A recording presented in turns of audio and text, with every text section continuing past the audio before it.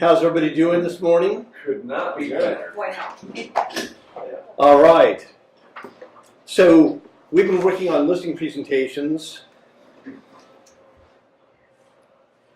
and it occurred to me that one of the things that I think most people focus on when they're working on their listing presentation or their scripts of any kind, prospecting, door knocking, cold calling, calling past clients, is that I see so many agents focus on the words. And I've seen so many agents over the years master the words and kill the client. That means they have the scripts down, they can have all the things, and they still don't get the business. They still don't make the connection. And one of the things that I want to talk about today is this thing called social cues. And I have come to believe that the social cues of prospecting are actually just as important, if not more important, than what you say. I've also seen people absolutely slaughter presentations, say things that make me cringe inside, and get people to sign with them, sign a listing agreement, to work with them. And I really believe it comes down to social cues. So I thought we'd have a discussion of the social cues. So as you're working on your listing presentation, as you're working on your prospecting, you're thinking about social cues on a regular basis as well. And so I really just wanted to talk about this and then have a discussion on how we can all get better at social cues.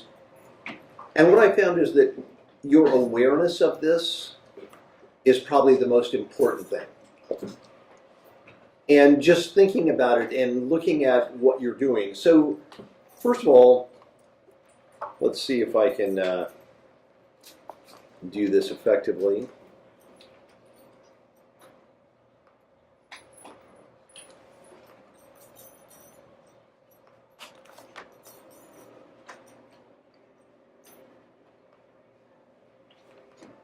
Who can tell me what are social cues? I'd say like body language, some social cues where, if you're too scripted or you're too robotic, I think it could kind of turn some people off and they kind of just feel like you're not as genuine, and they might make like body. I definitely think body, posture, tone, all those types are part of. But if you had to define a social cue, what would it be? Like head nodding, participating, responding. And you're getting into the specifics of social cues, but what function do they serve? What's their purpose? What are they doing? It would be a reaction, it would be a response. So the cue, you put out something, the response comes back. That cue then tells you what your next action would be. And I really believe that that's sort of the heart of the matter. A social cue can be either a verbal or a non-verbal hint, and it can be positive or negative. And these cues guide conversation and other social interactions. It's the content between the words. It's, all of these things. Now, we started talking about some of these: facial expression, vocal tone, body language, posture, gestures, proximity, how close am I to you? These are all, examples of social cues. But what I really want you to do is realize what they're doing. Cues really impact us in that they tell us whether we're being accepted or rejected by the people around us. And I want you to think about this in terms of prospecting. When you're prospecting, when you're calling just a sphere of influence, why do you think so many agents say, well, Greg, I hate calling my friends because I feel like I'm just selling them?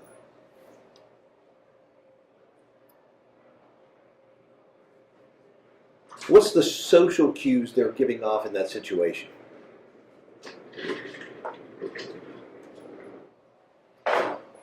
Who's giving off, the agent or the prospect? The agent. So why do you think agents get nervous calling their sphere of influence, friends, family, and asking for business? What are the social cues that they're giving off that make them uncomfortable? You need the business. That they need the business. So when you give off a cue that I'm desperate,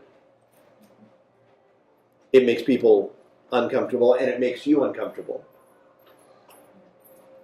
But what other social cues do you think? So how many of you feel totally 100% comfortable calling all your friends and family? Being scared of being rejected. Being scared of being rejected. And what's that based on? What you're calling a friend, somebody you know, somebody you've met, and why are we afraid that they're going to reject us? Well, it crosses the boundary in your friendship. It's like, oh, you're trying to sell me something, and it causes. I know for me, it feels tense. So, and again, this is what I want you to think about. What is it that you're communicating, or what makes you tense, and how does that come across in the social cues you're giving? Well, I would just assume that you're feeling uncomfortable and you're feeling hesitant to have that call, so you're giving it off, and then they're going to be uncomfortable, and it's just not going to flow. Instead of being, hey, how you doing? What's going on? What's the kids doing? And not even talking about it until they ask you. So she said something brilliant there.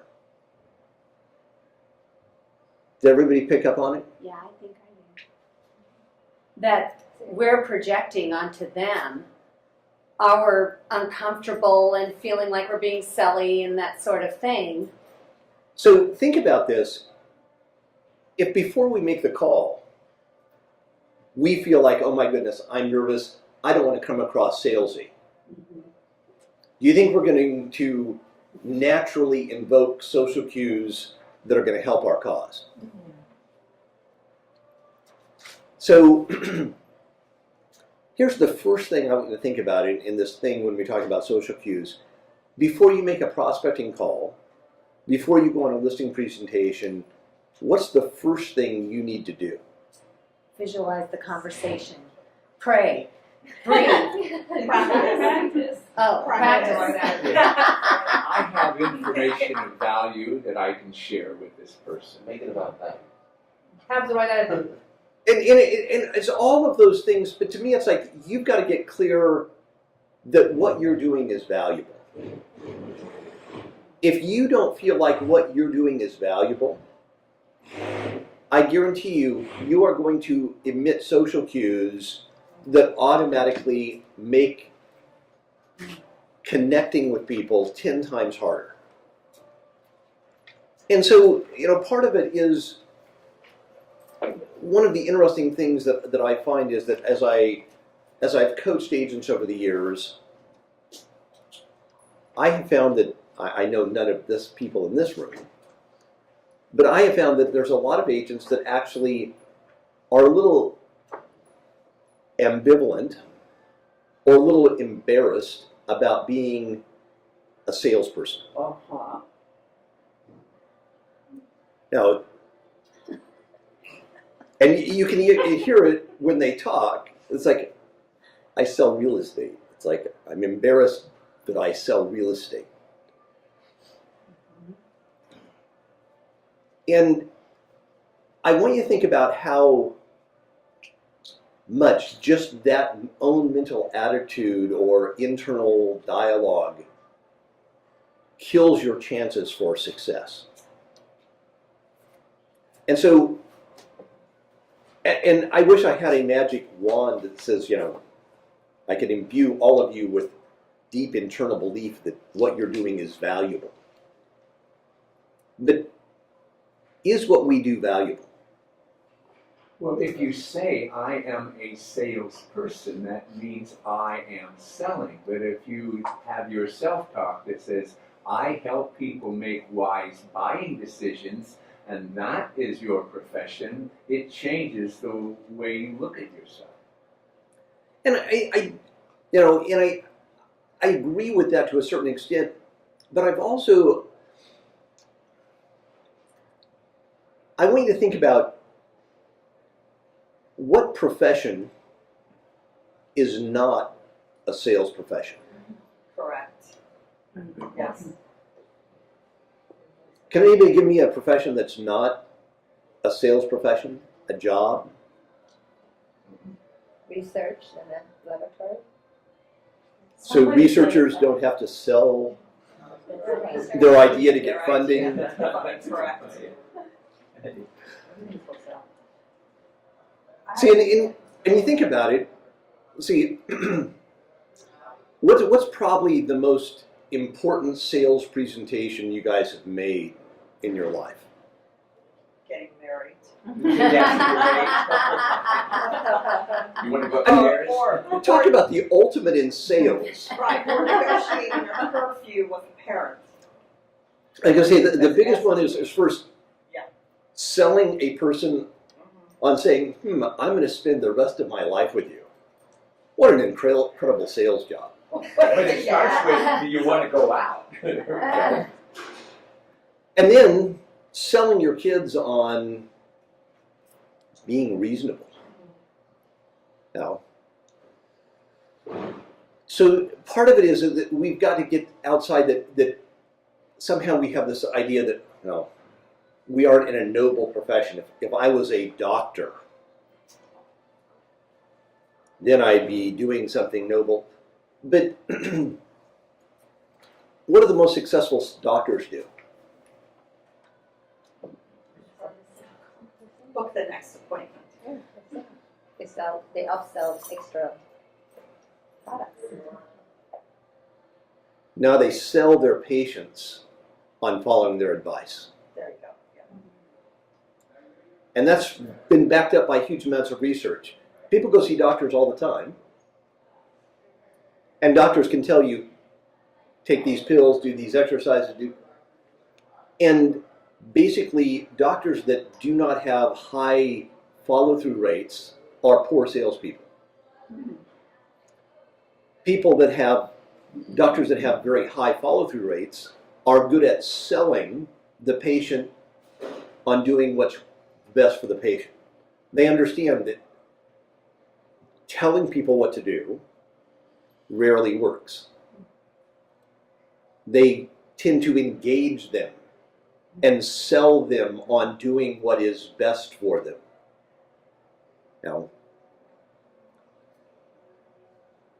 So the real question is, how do we sort of gather this? And social cues provide huge amounts of information about a person, a group, interaction. And when you get the social cues right, it allows for a higher degree of intimacy and quality of contact. And I want you to think about the social cues that you're creating that increase intimacy and contact. Because the more intimacy you create, whether it's a prospecting call, a listing presentation, a buyer consultation, the more successful you'll be as a realtor, and the more those clients will feel like they had a great experience with you. And not only do you become more successful, you create a better experience. People enjoy the process more. And those are things that have a huge impact. One of the most important impacts of cues on social interaction is the reduction of ambiguity and creating a feeling of belonging and safety. At the core, we all want to feel safe and belonging. I mean, and one of the things that, as we've been working on listing presentations, watching agents give their listing presentations and hearing feedback, to me, our group has started to create a feeling of, oh, we're connected, and it's safe to open up. It's safe to be vulnerable, to share good things, bad things. And to me, that creates a huge openness for learning. So I'm going to think about it.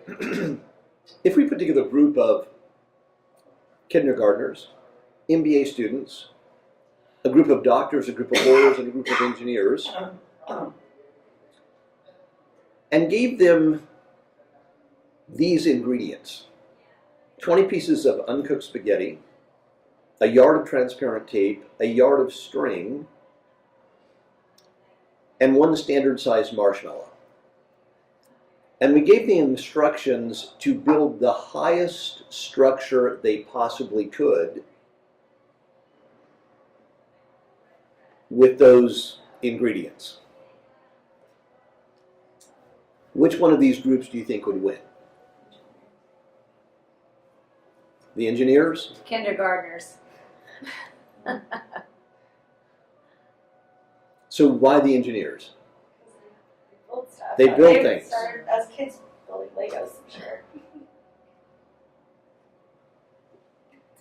And the kindergartners did win. Oh! Oh. Future engineers. We'll see. Let's put it to this. So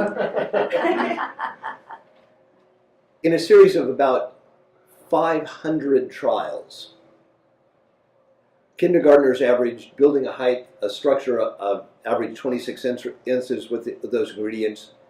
Engineers on average build it at 22. Interesting. So it's actually Wow. MBA students got it at 15. Hmm. So why? Because no one told them they couldn't.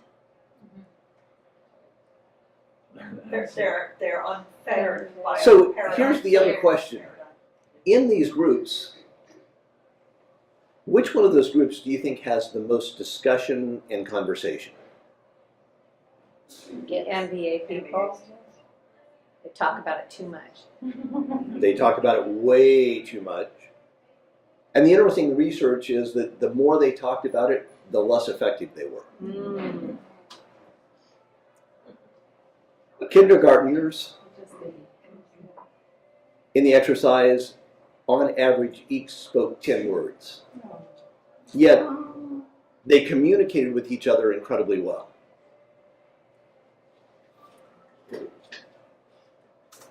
As we get older, we tend to rely on words and not cues.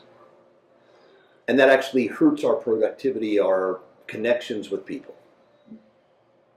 So now, here's the real question. Are kindergartners probably smarter than these other groups? No.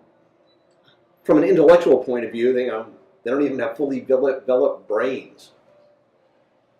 And yet they're able to communicate through social cues more effectively.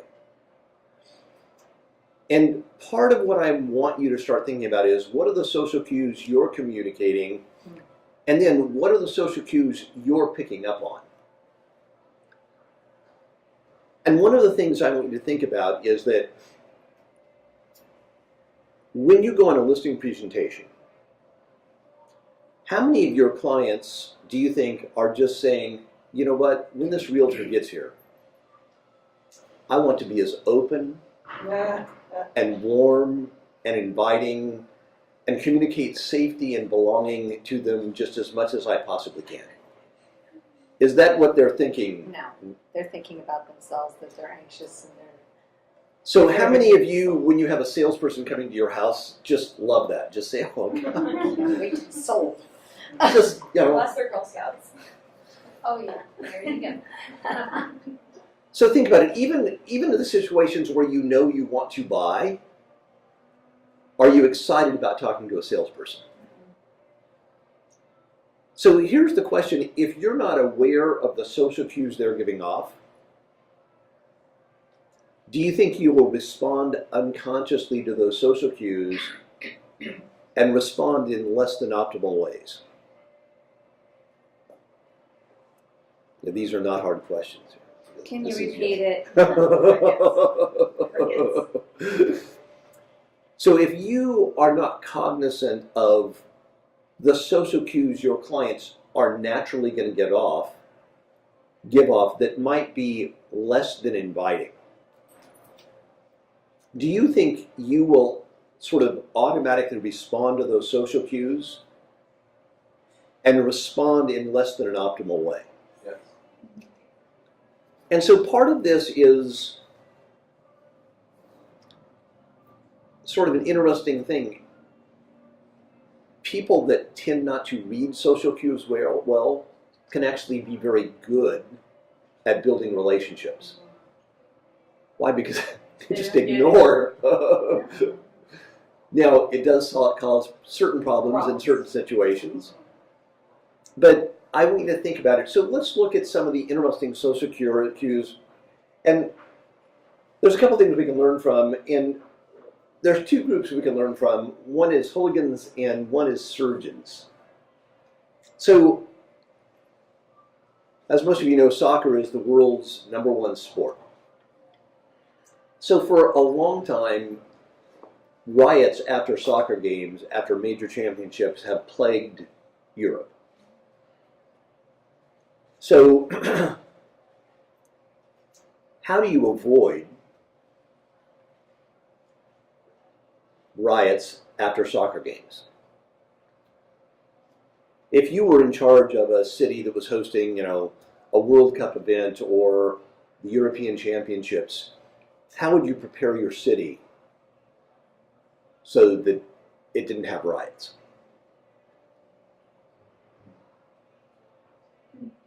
Maybe embrace community and how community is a reflection of us.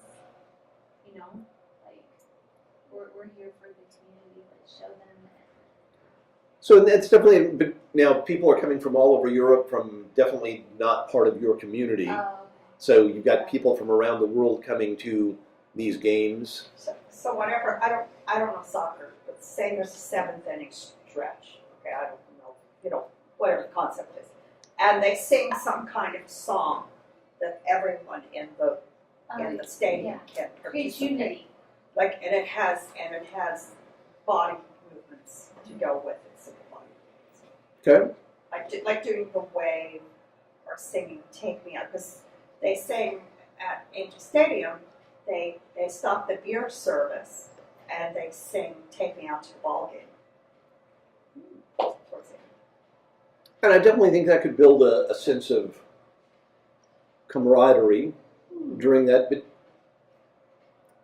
are fans from the losing team typically happy No. at the end of a game, even though they sung the song? Maybe have a message from the captains of the teams. So, And so it's interesting.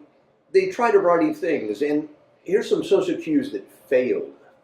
First of all, a lot of cities would put out lots of police with riot gear and strong show of force in and around the stadiums. They would have public service announcements about the punishments for rioting and for vandalism and the discretion talking about it. And they would also try and crack down on small offenses so that things didn't escalate. They tried all kinds of things to be reasonable with people. And none of it worked. Until they tried a couple of things that seemed very counterintuitive. And they got a guy that said, listen, first of all, let's show as minimal show of force as we possibly can. And he said, let's get all riot gear. You can have it close, but it's got to be out of sight. You can't have anything that smacks of confrontation. And then they went through their police force and they interviewed police officers that had high social skills, that were very friendly. And they got all the police officers that were known for being really law and order. You know, it's like, this is the law. And asked them to take a day off. Would not let them participate.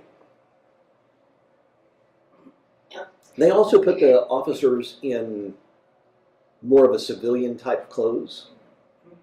A light blue windbreaker that was, you know, very friendly looking, no outward sign of any guns or anything like that out there. And then one of the things that they found over and over again that seemed to start riots was that fans on both teams after games would be kicking soccer balls out in the street. They'd be having fun, and invariably a soccer ball would get kicked into people sitting on a cafe, and it would start a confrontation. And what they found was that to avoid this, cops, when they saw soccer balls, would just confiscate them, take them. Whenever they saw them, they thought, well, you know, something bad's going to happen, so they just automatically started taking every soccer ball they saw. And what they found was that every time somebody took a soccer ball, things tended to escalate because the crowd felt like it was unfair. The cops were being unreasonable. And so they told the cops, listen, you can't compensate any soccer balls unless it comes directly to you. You don't even have to reach for it. It has to almost hit you. If it hits you, you can keep the soccer ball. But they actually recommended that you return it unless somebody was in peril. And now, when they suggested this as a way of handling potential riots, what do you think most people said? It'll never work. And they said, no, that's crazy. You guys are nuts. They're going to destroy our city. And yet, every time they've tried this, it consistently works. It consistently reduces violence, problems, arrests dramatically. Portugal tried it in the 2010 World Cups, or European Championships. And typically, during the finals weekend, Belgium, I think, did it before, and they had like over 1,000 arrests the day of the championship. Portugal had one. And there was no property destruction. It's the little things that give people a sense of safety. The other thing to think about is, how do we let our previous learnings get in our own way? And it's interesting, in trying to train surgeons, who do you think learns new procedures better? Super experienced, skilled surgeons that have done tons and tons of work, are really good and are acknowledged experts at what they do, or brand new surgeons that are inexperienced and nervous? Why are new ones so much quicker at learning? They don't know anything, they want to learn. We don't have all the experience. They are not thinking this way, you know. This is the way to do it. The older surgeons are looking like, I have to do it like this. I don't know. They have less to unlearn. They have less to unlearn, and what it really comes down to is that there are a few surgeons that are super experienced that learn things very fast. But they're very, very few. But they all have that novel excitement of, I can learn something new. They have an attitude that they are constantly learning and want to learn and are looking for new ways of doing things. And they don't let their past experience their past knowledge and their past successes get in their own way. As some of you know, I'm a huge fan of a little book called U Squared. And in that book, it talks about how most of us, the things that at one point in our life were our biggest successes, worked the best for us, eventually become our biggest traps that keep us from succeeding. Because we keep going back to that. Well, it worked 10 years ago. So I'm just going to keep working at it again because I know things are different, but this worked for me once. And I see this in real estate. I see this in marriages. I see this with kids. So part of what you have to do is develop what I call a willingness to step outside of your comfort zones of experience and say, am I really willing to try something that is totally novel and different, even if it makes me super uncomfortable? And if you're willing to do that, you'll find that no matter what you're trying to learn, you will learn it faster and more effectively. And so what I really want you to think about is, what are the social cues that you're giving off when you're prospecting to people? When you're at a listing presentation, when you're talking to a buyer? And I want you to think about what are the cues that you can give that will communicate that you accept them, that they're safe, and you have confidence in them, not that they have confidence in you.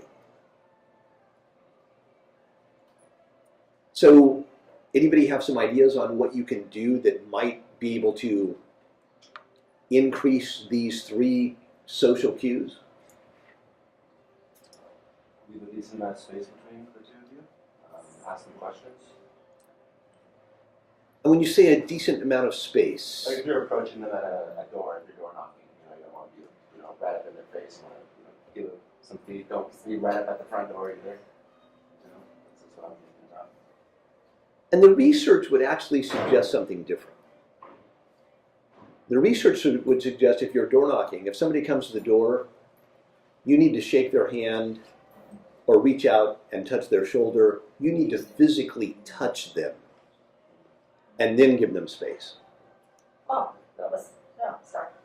But if you physically touch them, they're going to feel a ton more connected with you. I would have to disagree with that. Even though the research says that somebody's at my door, I'm not even close to the door jamb. And if they took a step forward, I would take a step back.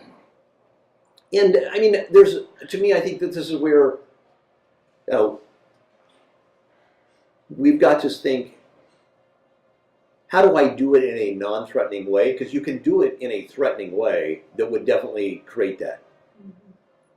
But I want you to think about it. If somebody knocked on your door and that person said, thank you so much for talking to me, and just reached out their hand to you, how would you feel? Maybe even nervous, but if that person seemed friendly, and if the person did not respond negatively, and this is where I really want you to think about it. If somebody gives you social cues back that they're not accepting of you, how do you respond? Do you match those social cues? Or do you stay friendly? Even when everything in your body is telling you, this is unsafe. And this is where I want you to think about it. If the more you can sort of become aware of how am I communicating, and then say, my goal is not to feel safe, not to feel accepted. My goal is to make them feel safe, them feel accepted. I want them to feel confident. And those are the things that will now enhance the results you get at any sales presentation, negotiation, whatever it is, instead of responding to it. And it's hard. How many of you have talked to an agent on the phone that was just being difficult? And in your mind, you started thinking, they're being unfair, they're wrong, they're idiots, they don't know, oh, that's not the way it works. And as you start thinking those thoughts, how does that affect your communication to them?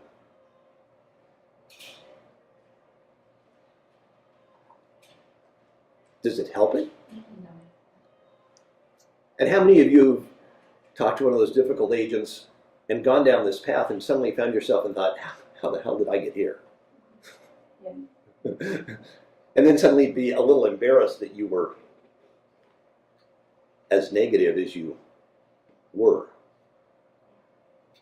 It's because you sucked up those social cues they were giving you and responded to them and tried to match them.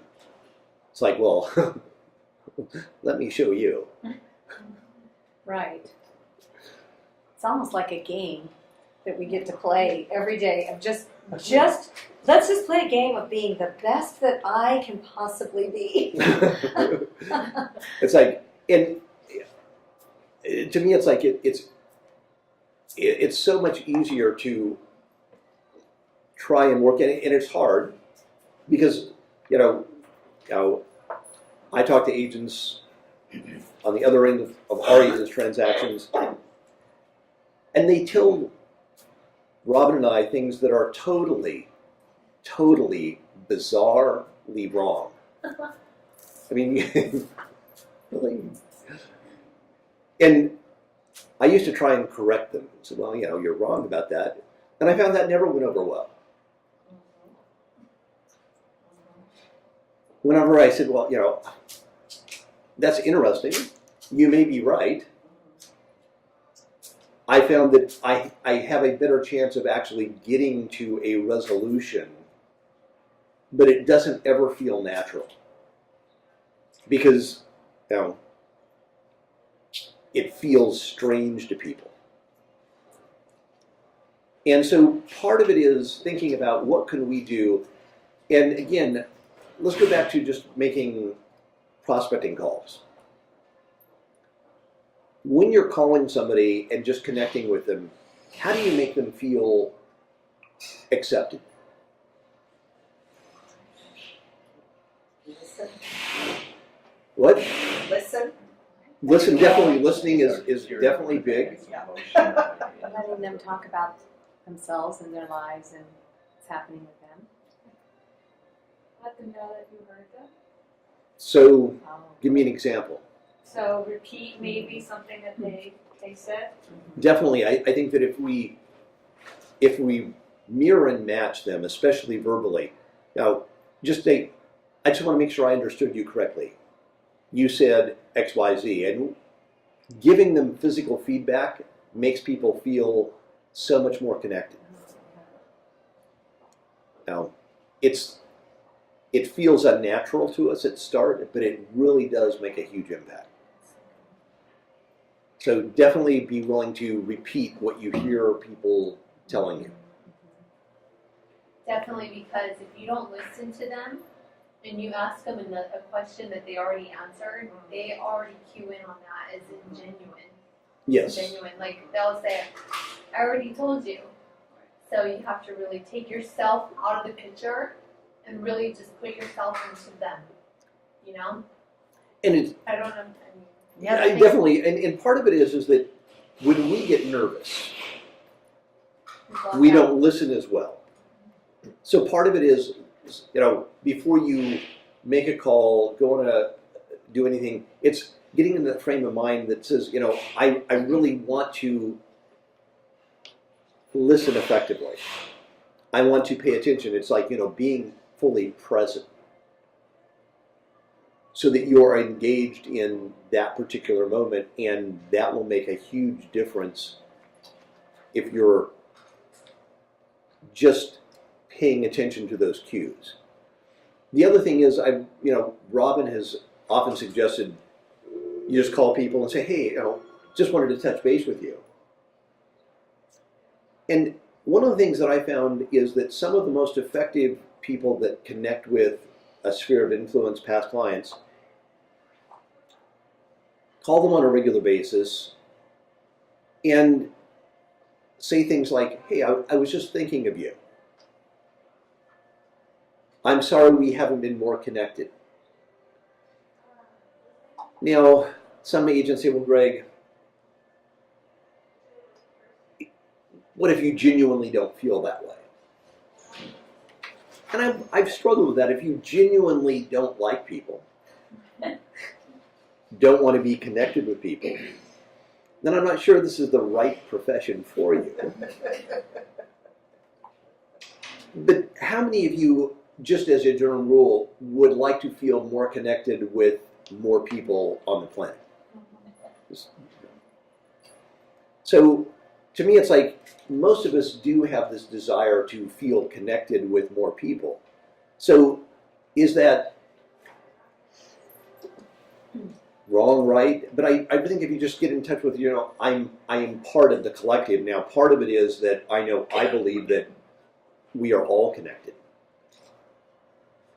And so I always feel like, well, I would like to have a connection with more people more effectively. The other thing is, I want you to think about the social cues that make you feel valued. What does somebody do that communicates to you that you're valued or important? They say thank you. They say thank you.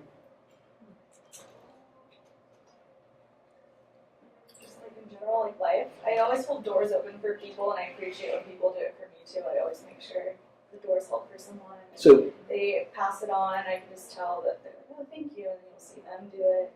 Just little things like that. I think those little things like that, if we get the habit of that, it makes such a huge difference. I was, a few years ago, went to a seminar, and the guy challenged us to always share gratitude and pay something forward every morning before 10 o'clock. And it was like, okay.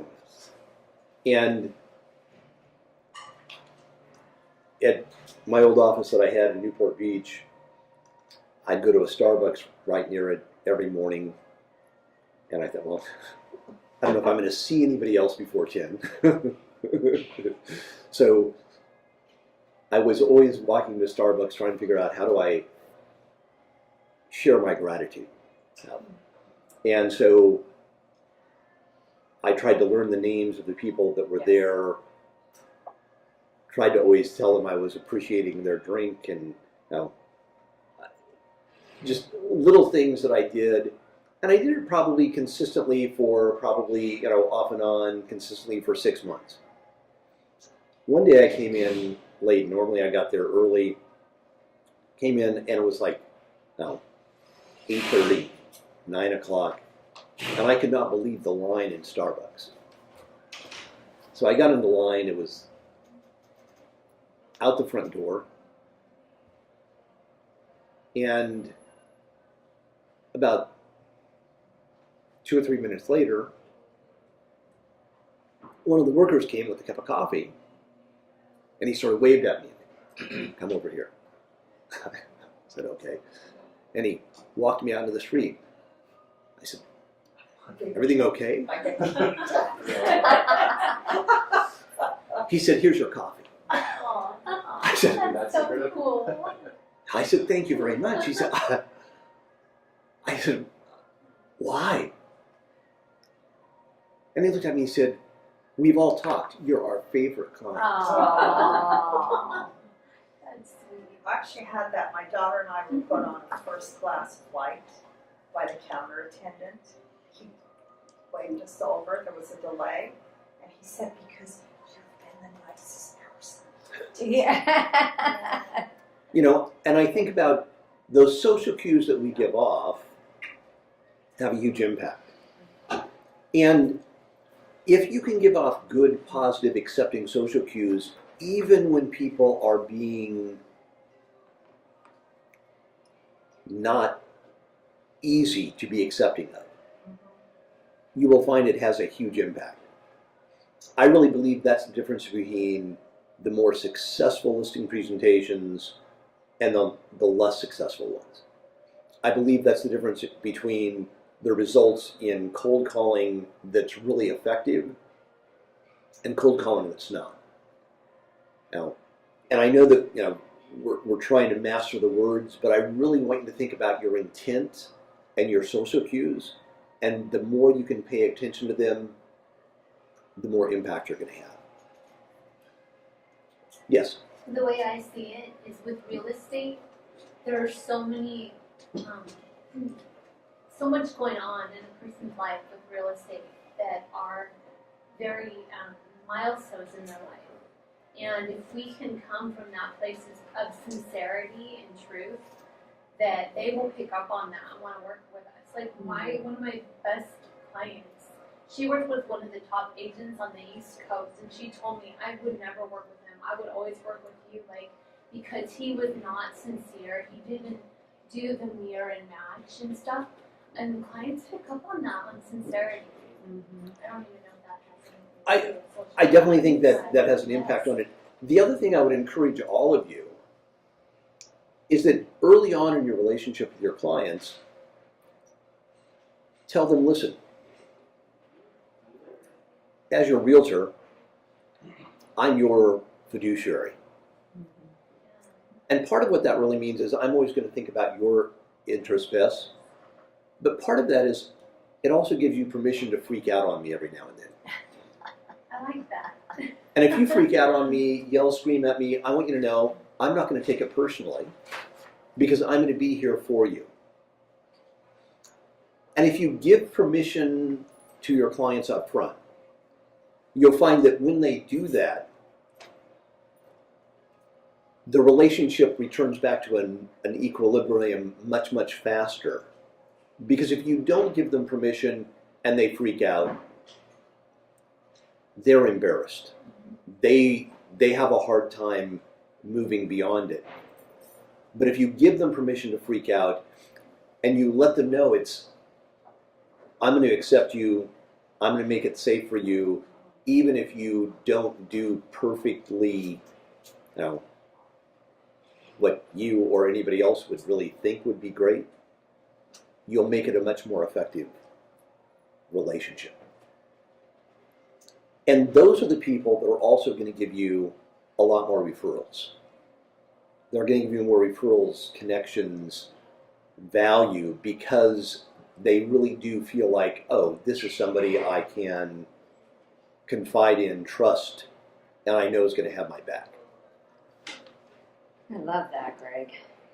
Because, one of my fears is that it's like, I always want to do everything just right so that they don't freak out on me. But if I just say in the upfront, I'm giving you permission, it probably won't happen just because I gave them the permission. They feel safe with me knowing that they can do that. Exactly. So, and speaking of it, since you are here, and you just took a listing at a full 6% commission, Yeah. why don't you 3.5 and share? 2.5. So she got 3.5 for her, 2.5. So tell us about this experience. Share. I first have to say that it had to have been God, because the whole thing was so candid camera. It's hilarious, because here we've been having our, weekly listing presentations and all the questions that can come up and trying to cover all the, and my head is just reeling with all of this stuff. And I've been working on these people for 6 weeks. They called me off of my letters that I sent out several months ago, where I got hate calls and all that kind of stuff. Anyway, they called me from that letter. The 4 months later, they called me. And they want me to come over and take a look at their house and tell them, to walk through it, because they're thinking about going on the market. And I said, great, I'm ready right now. Yeah, you want me there in an hour and 2 hours, And they said, no, we'll call you when we're ready. And I'm like, So I sent them the cookies. I just do everything that he tells me to do. So I sent them the cookies, and then they called me to thank me for the cookies, and they said, we're going to have you over. And I said, great, I'm available today, tomorrow. And then they didn't call me. So I sent the Christie's book. Okay, I'm just thinking of ways I can connect in the CMA. I had a courier service over to their house, and then they didn't call me. And so I'm in my head going, oh, they've signed up with somebody else. And I spent all this money. right, I'm just like so there. I know you understand, sir. And so then they didn't call for a couple of weeks, and he called me on Saturday, and he said, can you come over tomorrow at 11? And now I'm panicked. I'm like, of course I'll be there, And I went in, and I'm just going to say they're Japanese, and they're very private people, and they had my slippers waiting for me. Dieter had already prompted me, make sure you take off your shoes, make sure you say this. I couldn't remember the Japanese word, so I didn't say anything. And I think I had that listing before I even walked in the door, just because of the camaraderie that was going on between us, and that I was respectful to them, in the conversations and stuff like that. But anyway, not knowing that and thinking that they were probably going to be interviewing five other agents, I'm, being a little bit careful. And then they said, Lisa, you're the boss. You tell us what we need to do. And I'm like, okay. You need to hire a stager. We need to paint this. We're going to change that. We're going to, like that. And then, we're talking about that. And then we start talking about the listing price. And, I don't want them to go too high right now in this market. But I want to push, for a good price. And I tell him my opinion of the range, and he shakes his head. And he starts talking Japanese to his wife, and I thought, oh, here we go. They're going to say, we want, way over and above. And he said, what did I buy this house for? I said, $1.3 million. $1.35 million in 2005. And he said, that's fine. I said, no. No, we're going to get you more than that. I put it a little higher, And I said, and your house is going to shine. We're going to get the best price possible. It's going to look amazing. So as we're sitting there, I think, well, can you see any reason why we shouldn't just move forward with this today? Because I have the contract here. And they said, yeah, let's go ahead and sign it.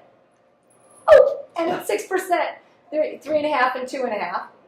And then, then as I was sitting there and they were signing the contract, I'm looking and I went, in my purse, I'm thinking, I never even pulled out the marketing. I never even showed them any. I didn't even tell them any of that. It was like being on candid camera. I went home like a deer in the headlights because it's been 2 years since I've had a listing. And I've been on listing presentations and they're all saying, they're with other, I'm up against all these other people, blah, blah, blah. So I feel a little, not so confident as I used to, So this was just literally one of those God things that's like, you're just doing the right thing. You just keep going. All right. Yeah, so So thank you for letting me share the whole story.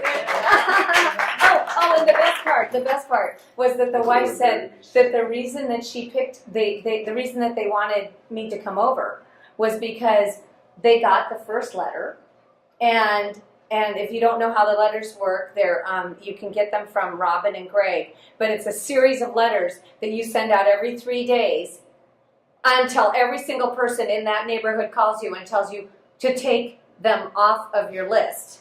Okay? So I sent the first letter out, and they just discarded it. And then she said, and every month, but I did send a letter every week.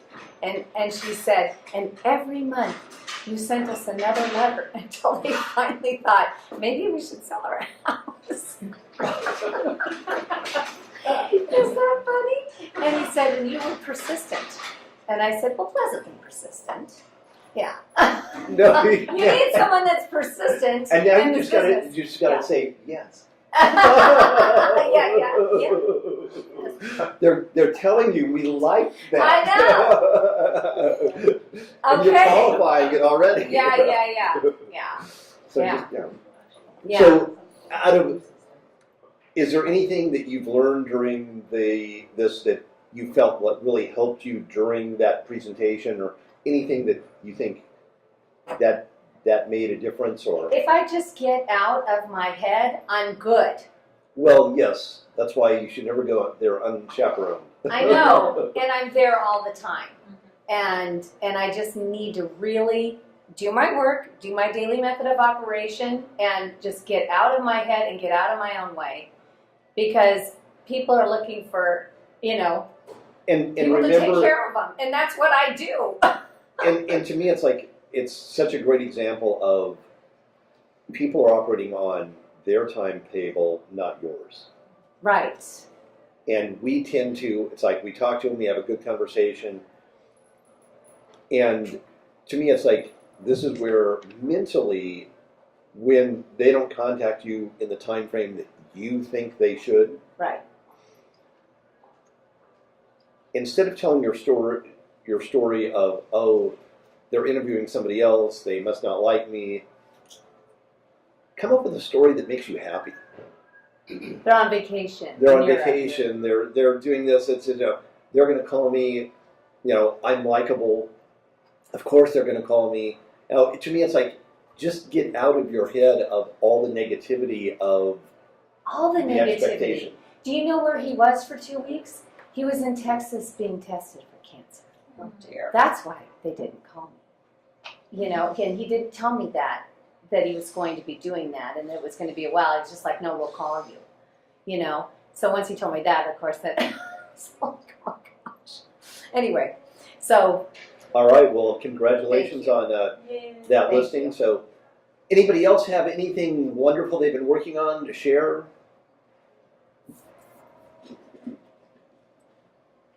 This is the time to be vulnerable. this is Well, I the kind of co-hosted my first open house this weekend. right All right. on. Where was It it? was Robin's Great, listening. Michael. Robin's listening in Laguna. Oh, good.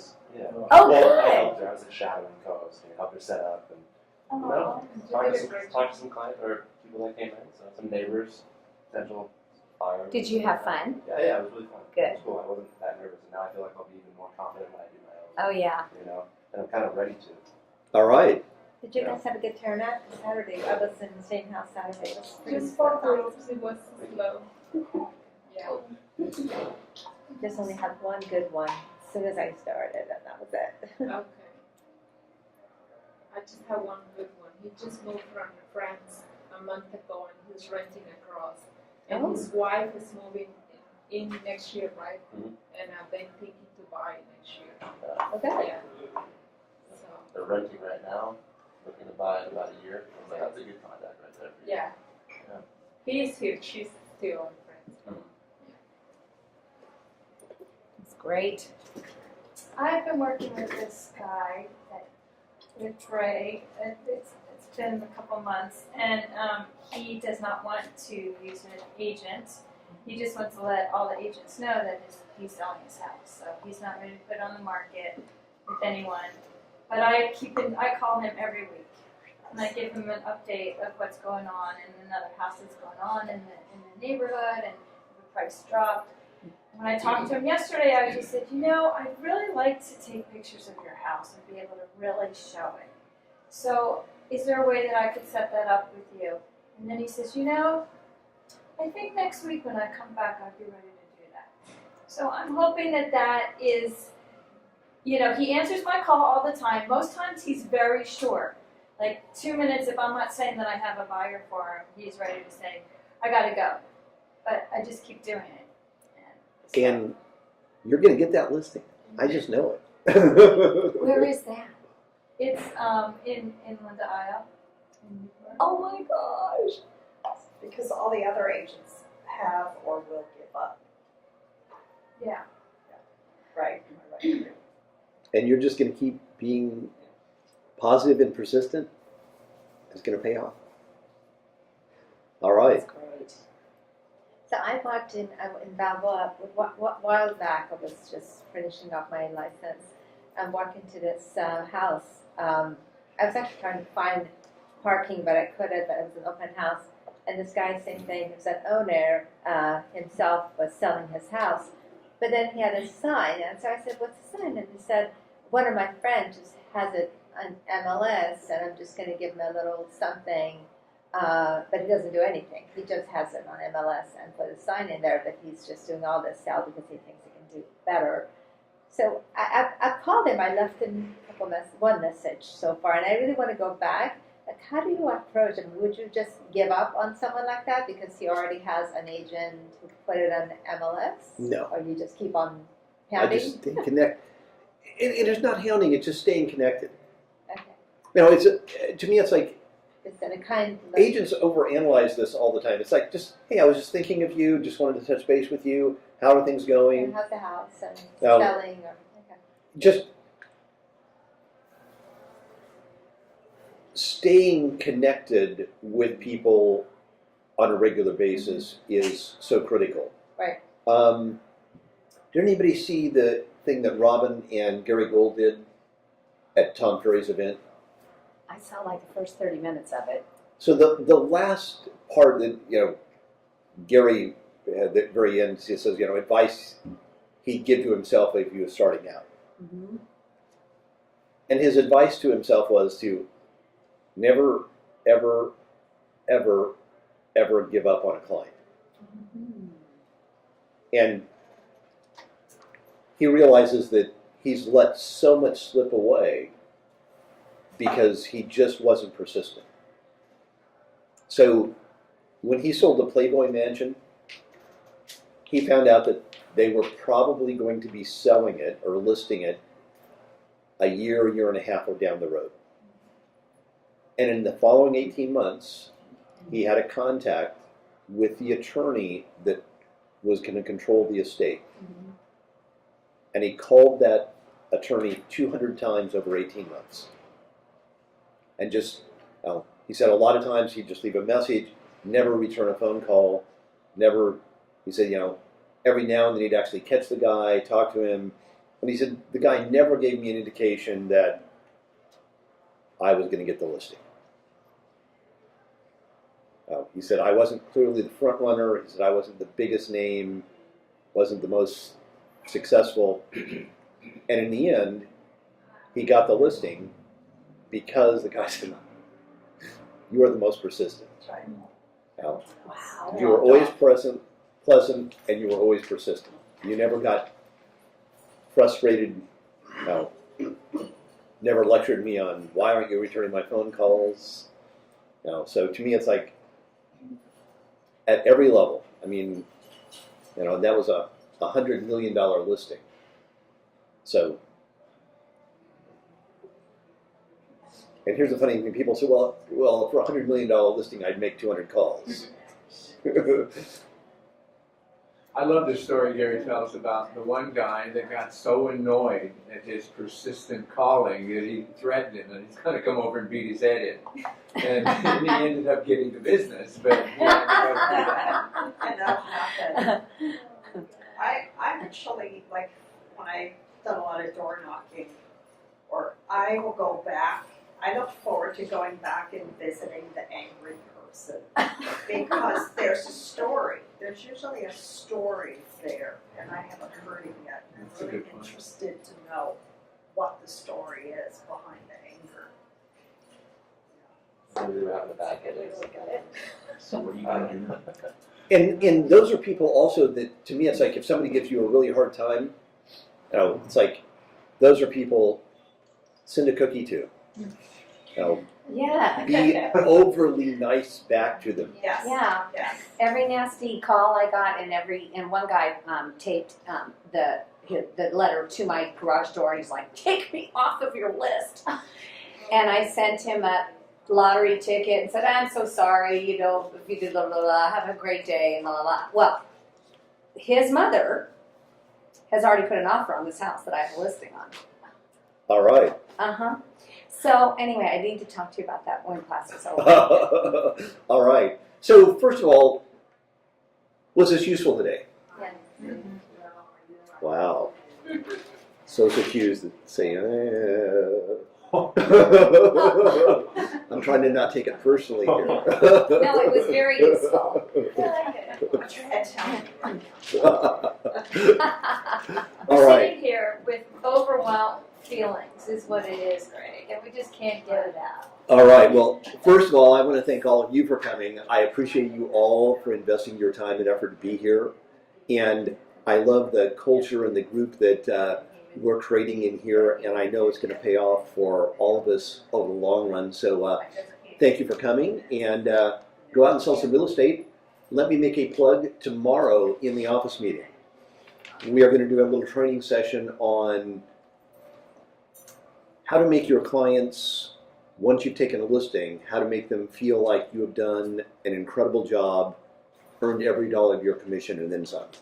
So it's going to be a listing service program that some people have asked for, but I'm going to go through that exactly. Here's what you need to do to make your clients feel like you're doing a fabulous job on a listing. That's fantastic. So it'll be worthwhile coming. Thank you. Thank you. All right. Thank you. Thanks, Ray. Thank you. Okay, can I come to for a second, or do you Sure. do something first? No. Okay. So I got an offer on that house. Okay.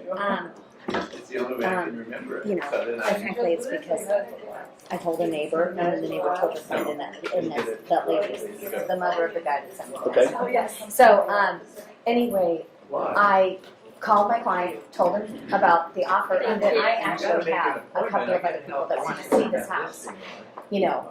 And it's not in showing shape right now at all. And Okay. we're gonna make it, we're doing the garden, we're doing staging.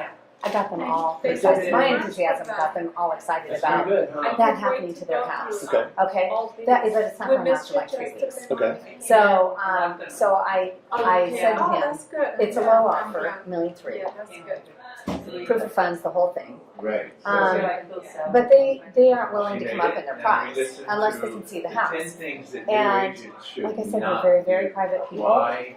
And I said, you know, one thing that could really benefit you is if we bring in these few buyers in just one afternoon and stagger them so that, you know, maybe they see each other going in and out, but there's a lot of, you know, we could create a frenzy and sell your house before you pay for all of the staging and all of this other stuff, and put you through all of the disruption that's going to happen.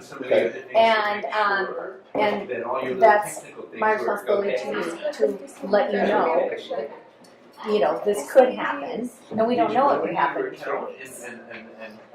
He just texted me and said, you don't decline wanting to show our house before it's ready. So that if you And have I a just problem said, with it, okay. Oh, hi. Okay, you don't need to interrupt. I just need a little signature. Oh, okay.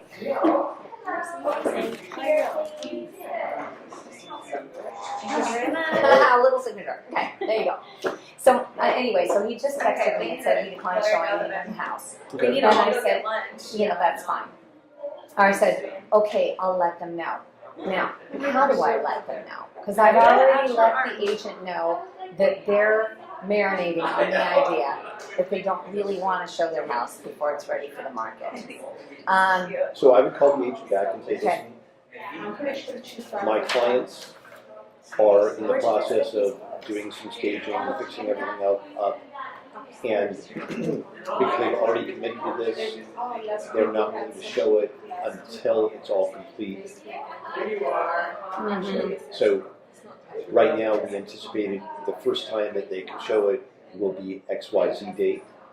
Give yourself a couple days and say, and I do want you to know we have a few other people that are also very interested in Okay. it. They'll want to see it. They aren't showing it to anybody. Okay. So tell your clients Okay. nobody will have an opportunity to see it before this date. Okay. I like that a lot, showing that I'm also on their side to help them. But what do I do with that offer? Do I need to go and get it rejected from the client and have them sign it and send it? Yes, I would. Okay. You have an obligation to present it. Yes. So to me, it's like I would call my client back and say, I do have this offer. Mhm. I'm going to docu-sign it, and basically you just need to reject it. right now just reject it because time is of the essence on it. Right. And I told them they can't see it until then, and at that point in time, I suspect they'll make another offer. But in the meantime, we have Yeah. a legal obligation to respond to this one. All right. Fine. Okay, good. I've got And just, to me, it's like, just the more calm and neutral you are it. about Yes. it, the more calm and the more they'll handle it. Okay. Okay. All right. No, that's perfect. Yeah, because I do think that I kind of rattled him a little, and I didn't want to, but I wanted to explain to him that it's like this is sort of a huge blessing because I know sellers that haven't had an offer in 8 months, and you have an offer you're not even on the market yet because I've been so excited about your listing and told people about it, and it's already creating a lot of So, excitement. and to me, that's a good thing to tell them. Okay. But now, just to me, it's like, Now just let that. just let that go and just say, Where do you No, go for and- your where do you like to? to me, it's like, once they reject this offer, say, I just want you to know I am starting to let word out, and I'm going to try and build this momentum so that when it goes on the marketplace, we have as much activity as we can and Sell it. sell it. Yeah, And to yeah. me, it's like, those are the things where they're going to feel like, oh, she's creating value for us. Okay. All right. All right. Thank you very much.